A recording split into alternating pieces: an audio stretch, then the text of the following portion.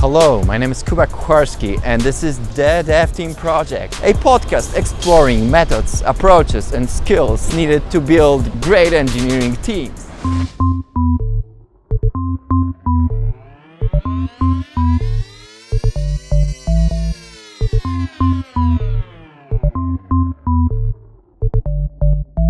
Everyone's ready? Ready. Okay. Let's do it. So welcome to today's Dev Team Project episode, another Dev Team Project episode. And today our guest is Amy Miller. Hello. Recruiter, engineering management recruiter actually at Google. And she used to work for Microsoft for a really long time. And I know that she also did a lot of job for like recruiting agencies and recruited everything from truck drivers to CFOs. And yes, Amy, thank you for being here. Thanks for having me. I'm excited. Good to chat with you again. Yes, so like our goal is to figure out what makes engineering teams really, really great. And I think like engineering management culture is definitely part of this. And this is what we would like to talk about today with you. Great. So can we start with just, some info about yourself? Yeah, absolutely. So I've been recruiting forever, like 140 years in dog years or something. So no, it's been a really long time. I've been recruiting in the industry for about 20 years. Half of that time has been pretty solidly in tech. So a couple big companies, obviously, that I've worked at. I've worked in agency, I've worked with smaller firms as well, and I've hired a lot of engineers. And I've seen a lot of teams being built and a lot of teams doing great, and so seen a lot of different flavors of it. And I'm just excited to explore this topic with you guys. And it's really, the leadership is so important. So thanks for having me. Mm-hmm. Maybe like we could kick this off with kind of a differences between Microsoft and Google, Oh my gosh. like engineering culture and engineering management culture. I know that's probably like a broad topic, but it is. I think super interesting, really, when you think about any big tech company. One thing that I really appreciate about both companies that I've personally had experience with is they recognize that they're engineering companies at their heart. Like the heart and soul of the organization is built on engineering, and it's built on building and creating amazing technology and making the world better through products and services that are just, the technology has changed so much in the last several years. And I know for myself, my first recruiting job, I was handing people paper applications. And so now being in this amazing organization and both companies really, where I've had an opportunity to hire the smartest people in artificial intelligence and just all the amazing stuff they're doing. And so just recognizing that the engineers are the heart and soul of the organizations is huge. One thing that I would say, if we're maybe trying to compare a little bit, I do appreciate that my current employer is really embracing a variety of sites. It's not just Bay Area centric. That's obviously a huge spot for big tech. Silicon Valley is still, a huge place for this stuff to happen. But I sit in Seattle, I'm up in the Northwest and I'm helping recruit in Europe. And so there's just cool stuff happening globally, which I think is really nice. And that's one of the distinctions, I think, between companies that are maybe pretty location centric or headquarters centric versus recognizing that this talent exists everywhere and build it where they are. It's kind of cool. Yeah, I think that's really great, and it helps a lot, with bringing all the diversity into the company. Absolutely. And if like we're at the subject, so maybe we could tell our audience a bit about Google engineering management hiring, and how it looks, and still like remembering that our audience are engineering managers. Absolutely. So, like, Gosh, I'll try to do right by them. Yeah, so, hiring managers versus hiring a more traditional, entry-level engineer or university hiring, things like that. I mean, there's definitely some subtle differences. And I've hired managers at a few places, but so I'll speak somewhat broadly, but hopefully still provide some good context. Hiring a leader, they're focused on a couple of key things. First of all, a leader wants to know what they're getting into, more so than it's not just myself. As a leader, I have a team I might be leaving. I might be walking away from an organization that I've built and people I've managed. So there's definitely a people element to even just getting a leader to think about leaving, to think about coming to my company. It's like, well, gosh, I've hired 10 people in the last 5 years and I've watched them grow, and it's kind of like leaving your kids, maybe, right? So that's one thing that's definitely top of mind. And then the second, I guess maybe the other half of that is, what am I inheriting versus building? So am I coming into an organization that's well established, that has a team of engineers that may or may not love having a new boss? Or am I coming in and building from scratch? Am I going to start over and build something new? So there's all the usual stuff. There's what kind of tech am I going to work on? What am I going to build? What am I going to fix? What am I going to improve? All of those things are still very important. And I think most engineers, I hope, would agree with me on this. Like, you want to work on cool stuff. You want to have an impact. Maybe it's a global, massive impact. You're going to go build Twitter. Maybe it's a smaller, like, hey, I'm building internal tools for people sit close to me. Impact can look like a lot of different things, but you have all of that I think resonates with nearly every engineer, plus the leadership element, the people focus. And the best engineering managers that I've been able to work with over the years have that sense of the importance of that side of their job. It's not just the technical leadership. It's not just project scoping or driving for a particular result. It's taking a team of people and making them the best that they can be. So I always want to make sure that I'm thinking about that, I'm asking questions about that, and making sure that our opportunities are kind of aligning with what's important to my candidates as well. And maybe let's talk a bit, like, let's say I'm an engineering leader and I want to be hired by Google. Hey, like, let's talk. how will the process look like? What should I expect? Right. Let's talk briefly about that. I mean, certainly in an organization like this, the bar is high. I think everyone knows that. That's no secret.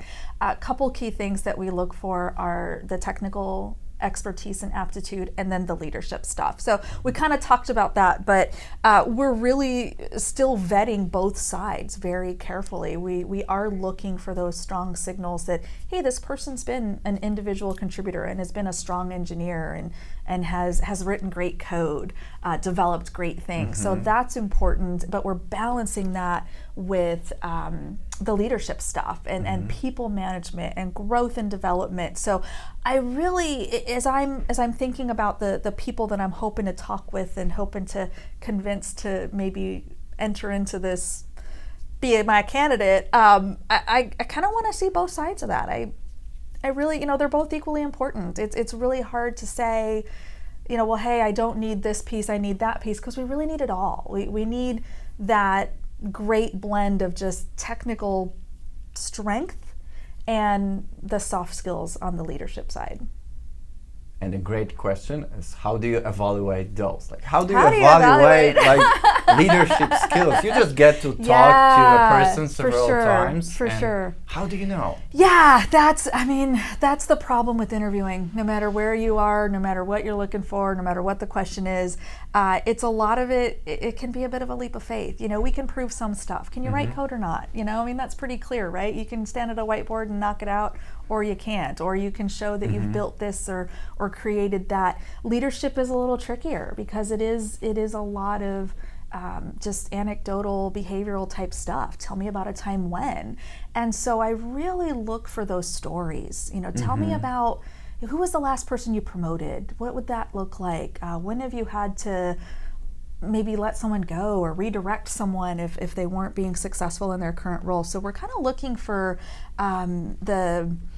the proof, if you will, or the situations that you've encountered, the things that you've run into that show us that you've been through it. You've been there, done that, got the t-shirt, maybe some scars. So yeah, we really want to understand your stories. We want to kind of see what problems you faced and really how you handled them. The thought process is important too. And how do you know these are like really true? Like, Great question. I think a lot of interviewing is on the honor system, right? Like, we're going to trust that you've done this. We're trusting you to enter our organization. We're trusting that, you've said you've done what you've said you've done. What's interesting with engineering, and maybe this is a Pacific Northwest thing, again, thinking of a couple companies I've been at, it's a small world. A lot of people know a lot of people, so there's certainly, referrals are great, and we always, I actually encourage my candidates, hey, who do you know here? Who do you know that can kind of maybe speak on your behalf or might have some insight into who you are? So that carries some weight as well. But yeah, I mean, it's a tricky thing. It's a lot of it's trust. I wasn't there. I didn't watch you manage your team. I didn't sit in those performance review discussions. Please don't lie to me. And can you tell us more about Project Oxygen? Yeah, so this is a great. You can Google it. Please Google it. Project Oxygen. But it's a great article and basically a case study, if you will, that was done that talked about the importance of leadership. So I share this a lot with folks that I'm chatting with, whether they're interviewing or not. I think when you just think about the management philosophy here and what I personally believe makes a good leader, a lot of that is going to be, in this study. So again, publicly available. Definitely encourage you all to take a look. And I just think it's a great kind of lays it out, and it really goes into a lot of the softer stuff around, how big of a team and how you kind of navigate the technical stuff, but still remembering the people. And so yeah, it's a great little write up. It's kind of like Google's Wikipedia for I engineering think leadership. so, yeah. Right? I think that's a good way to put it, actually. I kind of feel like I need to spend more time on it myself now. I should know it better than I apparently seem to. But yeah, I mean, I love that it was something that was made available. I mean, this is something that I think we can all, anyone that's involved in leadership, especially in tech, can benefit from. And just, the thought process around the importance of leaders. I would not be here if not for great bosses. So they're more critical than we know sometimes. And how does the great engineering manager candidate looks like? Oh my gosh. Is he? Who are they? Who are they? Yes. Well, they're really nice to their recruiter. No, I'm kidding. That's a bonus. So yeah, I think it's that combination of someone who really has a good, strong foundation in technical expertise. We can't minimize the importance of knowing your stuff from a technical point of view. I don't necessarily need someone that writes code. That's not, I mean, if you're managing and you're leading a team and you're driving technical direction, you probably don't have time to code. So I'm less concerned about that. But I love seeing folks who have kept close to the technology and are just interested in it and are just passionate about it. Maybe they're doing cool stuff on the side, or maybe, again, not required at all. Don't misread me. I hope I'm not, sending the wrong message. But, I think it's people who have a passion for the work and people who have a passion for the direction technology is going. So they're staying close to it. They're heavily involved with their team, so they're doing code reviews, they're doing design reviews, they're really able to take maybe an ambiguous project. Okay, we need to go monitor comments on this. I'll use Facebook as an example, right? Maybe there's like a safety team or a community standards type of team that says, hey, we need to figure out a way to monitor this and manage this and make sure people aren't saying nasty things in comments. So how do we apply technology to that, and how do we build a team that can do that? So if I'm thinking of a leader for something like that, it needs to be someone who can take what's kind of a big meaty problem, and here's this big broad, how do we stop bad actors, and then how do I kind of narrow that down into the specific work that needs to be done. I need to use machine learning algorithms to apply to a specific function to search for certain keywords, whatever it might be. Can you tell how technical I am? You're very technical. I try. I picked up a thing or two, but I'm no expert. But so taking those big ambiguous meaty projects and turning them into technical direction. So being able to say, hey, we've got 17 projects that are all going to feed into this larger initiative. Here's how we're going to deploy that. Here's what I need you 3 folks to work on. You 5 folks are going to do this thing. And so really being able to manage that entire team and make sure that we're meeting all those milestones or prioritizing if we can't. Anybody who's had more than one thing on their plate knows that something might fall off. Oh, yes, There's a possibility that I'm not going to get everything 100%. So being savvy enough to recognize, look, there's something's going to have to give. So this is the most important. This is mission critical for whatever reason. This is the thing that something else breaks if I don't get it done. And recognizing where I can make trade-offs. That's going to be important, I think, in any industry, certainly tech. And so for the purposes of an engineering manager, really being able to stand firm on those decisions and being able to say, this is what's right for the company, this is what's right for my projects, and this is what's right for my team. I can't have them working 90 hours a week. They'll leave.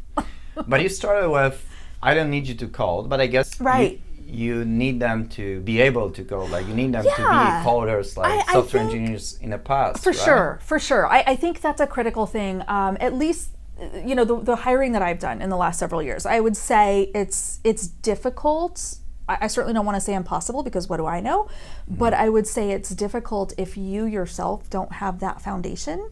How do you train, teach, and guide others in it? There may be a way. I'm curious now. You've got me thinking. I've heard stories about designers moving into this path of being engineering managers. Interesting. So I've heard this, but I never saw it myself. I think the question I would ask if that was proposed to me, like if I get a great referral, hey, this person's a designer, or hey, this person's a former PM or something, great. Where can we draw parallels? Where are there some relatable work that you've done some great things, you've accomplished something that's maybe on a different side of the project, and then how do we kind of turn that into an eng leader? So it's a great question. I think it's something I know I personally haven't explored, but you've got me thinking.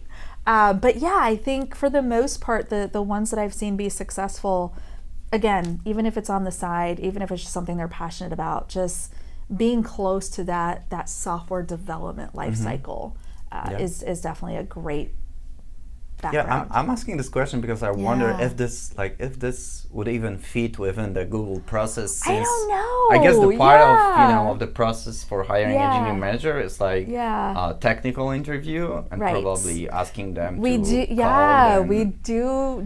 index heavily on technical expertise, for sure. I mean, there are technical interviews in addition to the people interviews. Definitely. So I think with any organization, with any team, with any role, we want to be flexible, and we want to kind of make sure we're casting the right net and talking to enough of the right people. But the bar is high. There's a technical bar in an engineering organization, and we got to meet it. And if I'm coming from a small company, like really small, like a startup, and my team is like 15 developers, and I've never worked for a bigger company, that I kind of, people might kind of feel that, okay, I'm not fit for Google. I've never worked for such an organization. Totally. And I've heard this a lot. So is this true? I felt that as a recruiter, coming out of agency, coming out of small companies.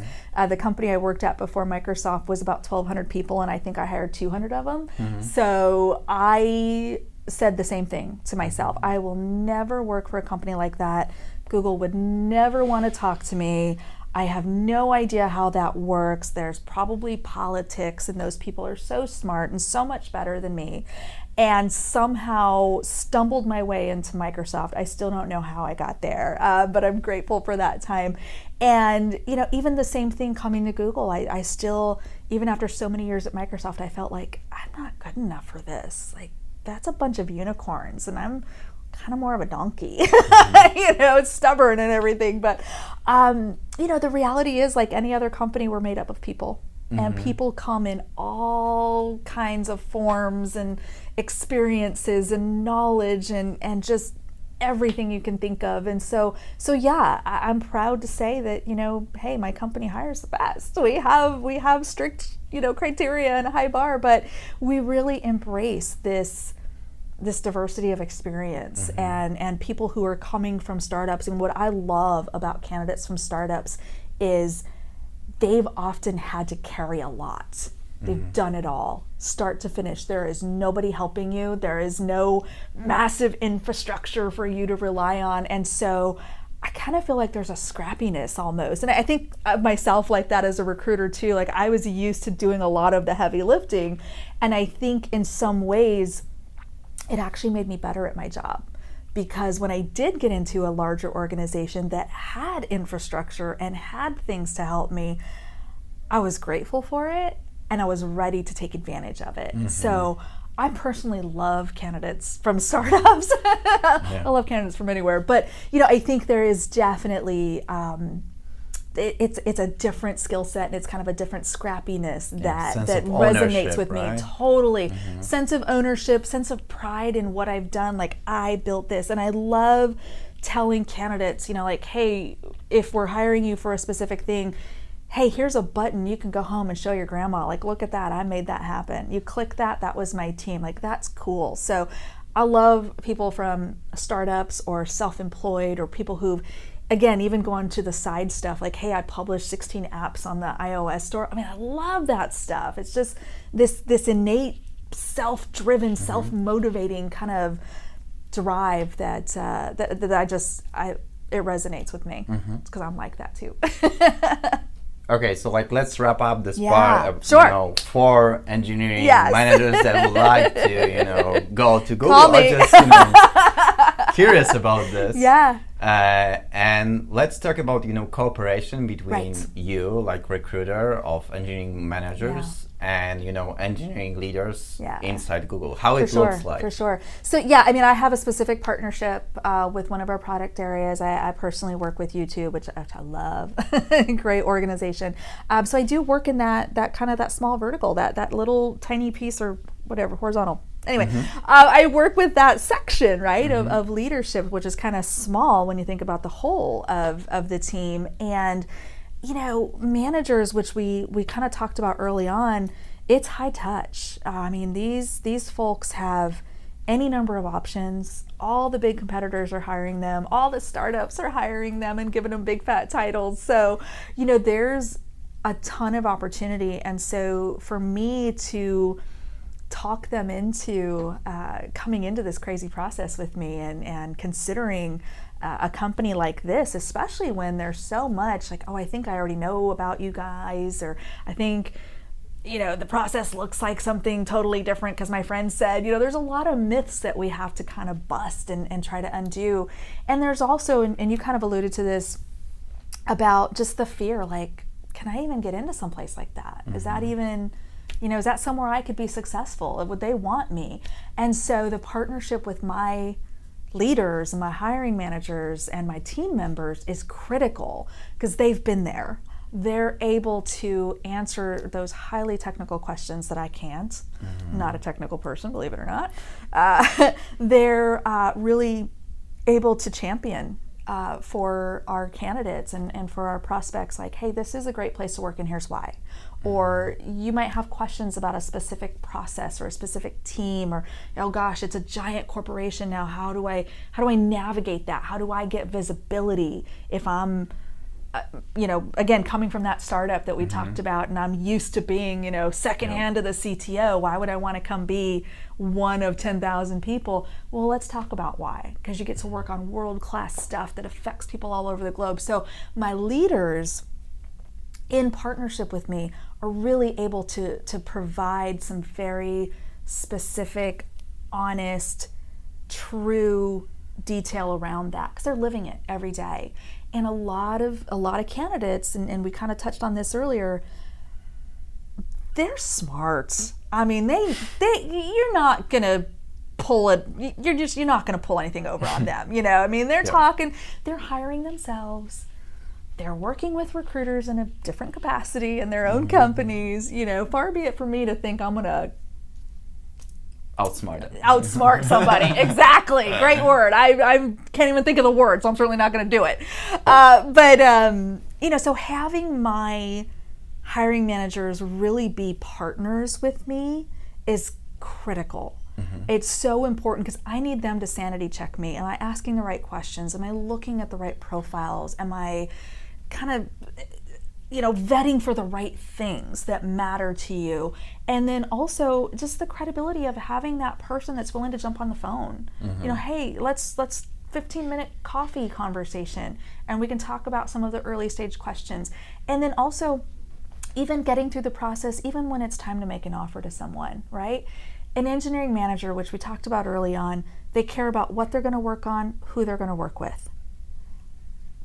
I'm not the only person. They may not talk to me again for 6 months after they get here until they're ready to hire, right? So knowing the people that they're going to be closely aligned with, who they're reporting to, who's going to report to them, those are conversations I want them to be able to have. And so pulling in my hiring teams and my partners is critical, because it really takes all of us to make a hire. It just does. I can't do it in a vacuum. I can't do it on my own. And I really count on them too to just be my partner. Just be my partner. We're all in this together. We're all have the same goal. We want to make an amazing hire for the company. Help me do it. And is there like a specific way that you can partner with them on nurturing relationships? It takes so long to hire someone. It's like more than months and months. Yeah, it can definitely take a while. So it's interesting, and it definitely depends on the individual's level of comfort. I don't think there's a one size fits all here, but I've done everything from sit with my managers and say, hey, let's look at your network. Who do you know? Who'd you go to school with? Who are you friends with? Who's on your kid's softball team? We get creative, right? Where are we going to find this pipeline? So we'll partner on that. I certainly, as a recruiter, have search tips and techniques and different things I can do to uncover information. I kind of freak my kids out with it sometimes, but it's all good. If it's publicly available, I'll find it. So we partner together on that. And then once we have that short list, or we've got kind of our pool of folks that we really, really want to talk to, get the manager involved. Hey, why don't you send an email? I'll help you write it. But you know what? You're the one that's going to make this hiring decision. You're the one that this person's going to work for. If I'm in my role as someone who gets recruited on occasion, I'm definitely taking a lot more seriously a message I get from a recruiting manager that I might work for versus just any random sourcer recruiter at another company. So I think the same thing applies, maybe even more so, because, hey, if I'm a director reaching out to an eng manager, I got other stuff to do. I must be serious if I'm the one that's making the call. So it just provides like some instant credibility and like, this is a real job and there's a real problem to solve and we want to talk to you about it. Definitely, from a point of view of a candidate, that helps a lot. Yeah, it's great. So let's shift a bit now into this topic that I really wanted to talk about, which is like levels. So like, I know that was important to you.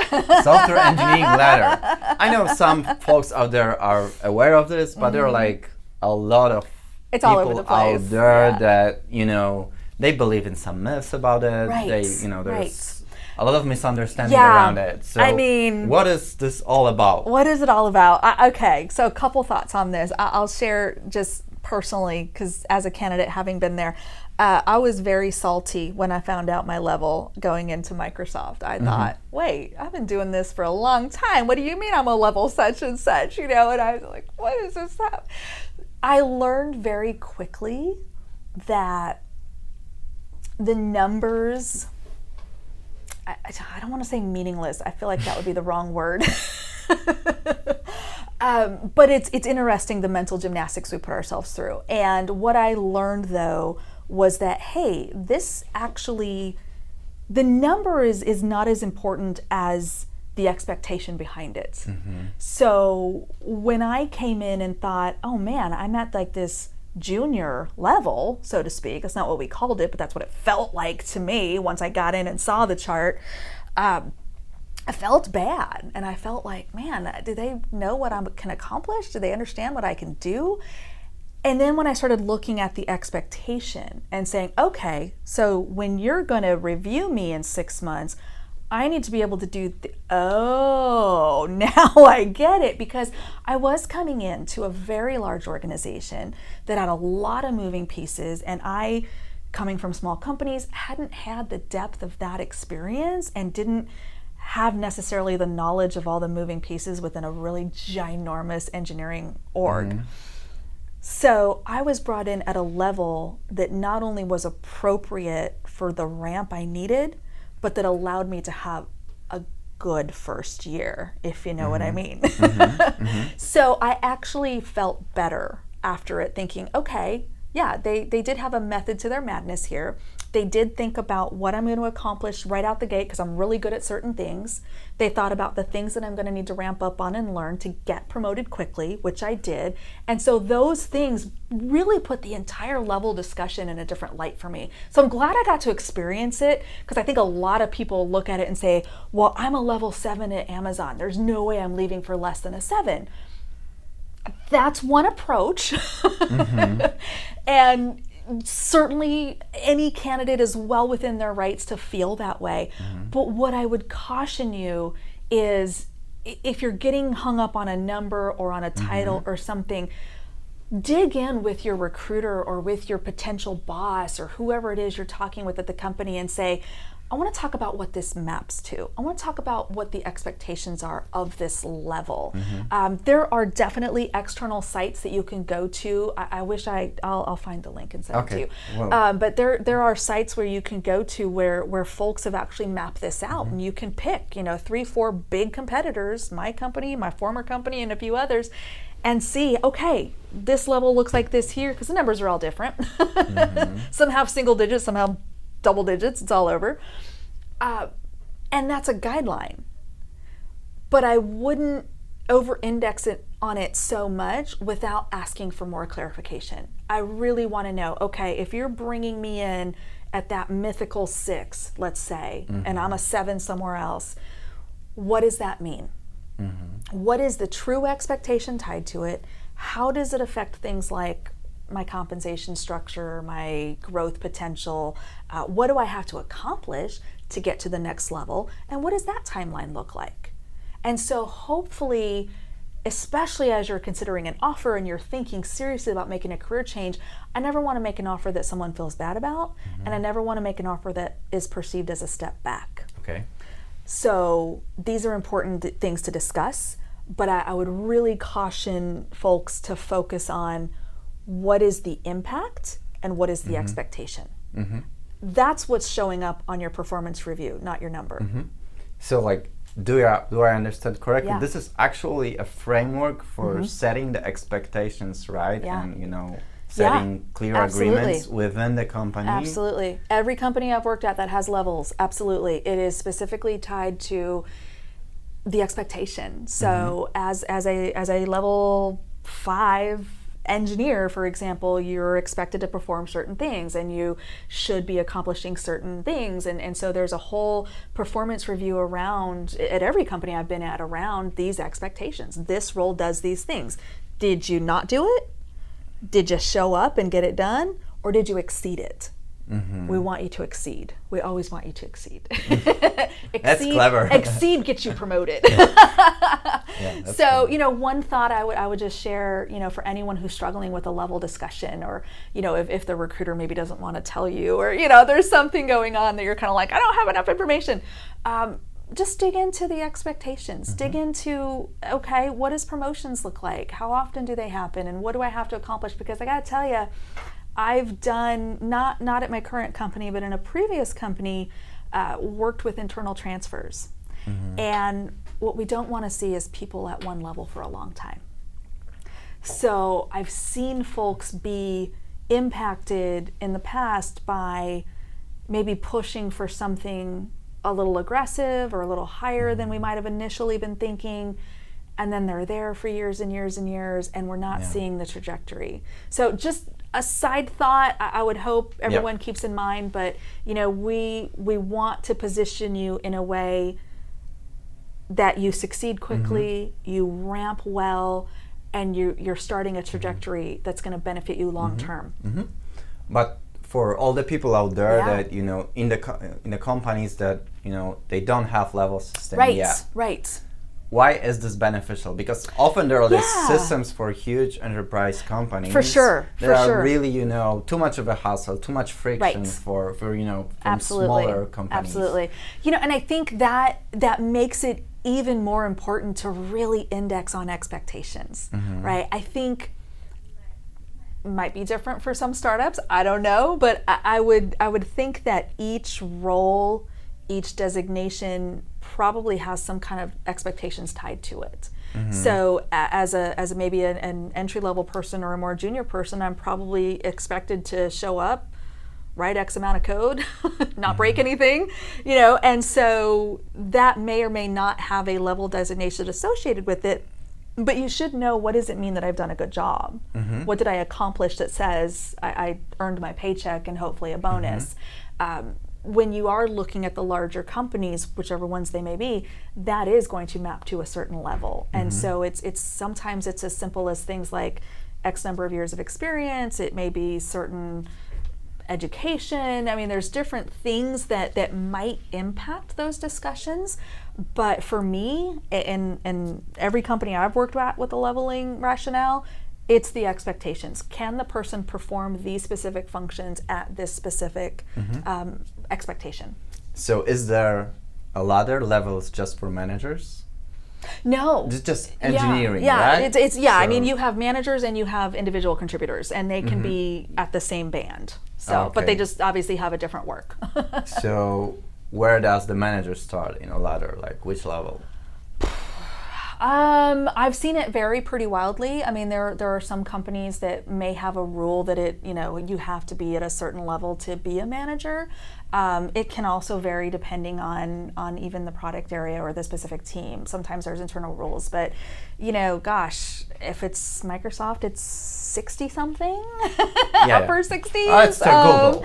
Google, it's probably at least a 5, 6, 7. So yeah. And 5 would be like a manager of 5 software developers, or it's that is, it doesn't map that cleanly, unfortunately. Yeah, I mean, I wish it did, because that would be so easy. We could just say, here it is.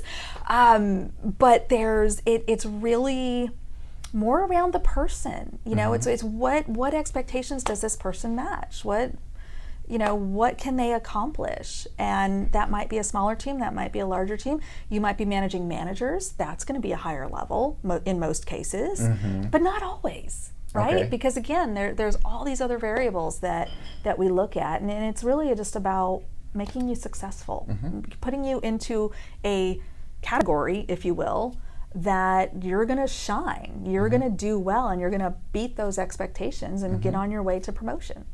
Do you think it's fine, or it's still missing something in this framework? Do you personally miss something? I mean, I gotta be honest. This is always, and I get the question a lot, and I know it's important because I know engineers are talking about it. I'm always really curious, and I would want to kind of put the question back on our listeners, like, what does it mean to you?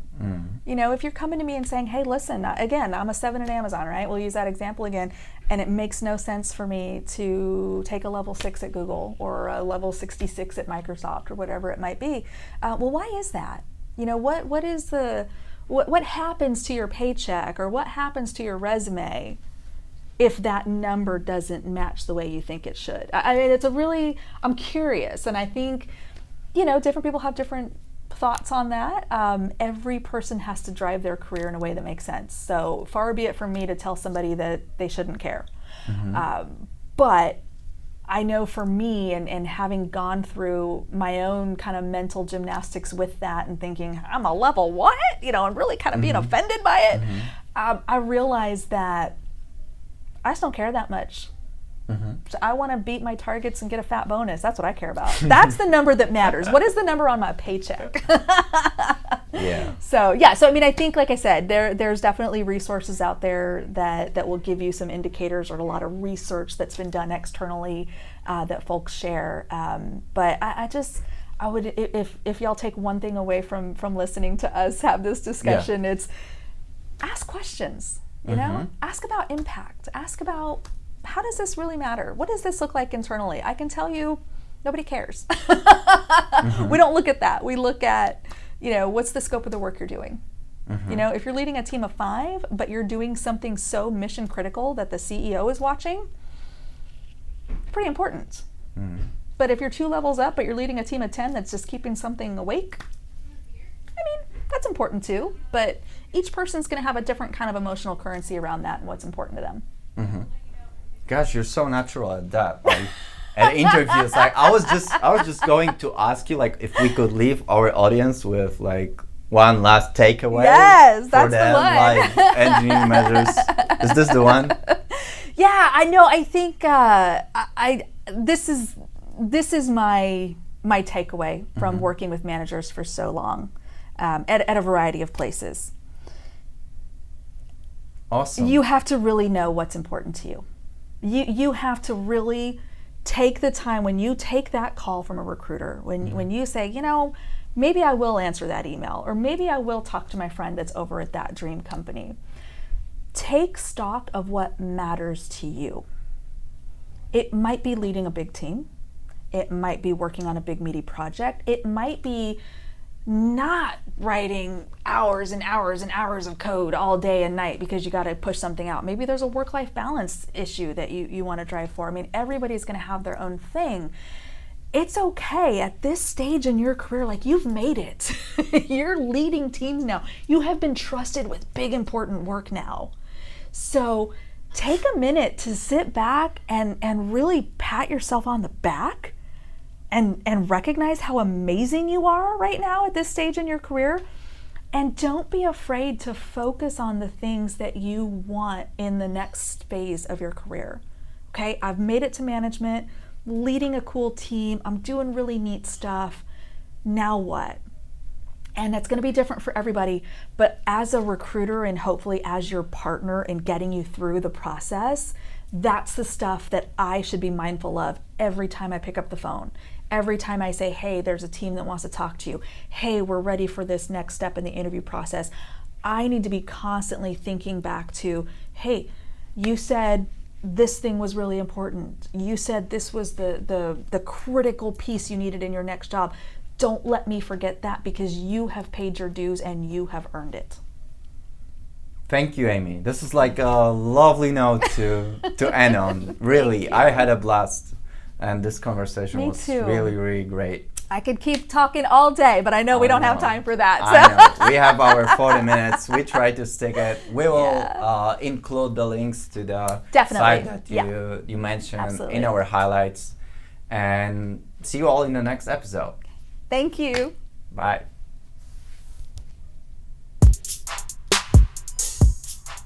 Wow. How was that? Amazing. I mean, taking all these notes, I'm like, maybe I'm saying something good. It's great. It's good. I feel like it was so inspirational. I mean, I'm glad.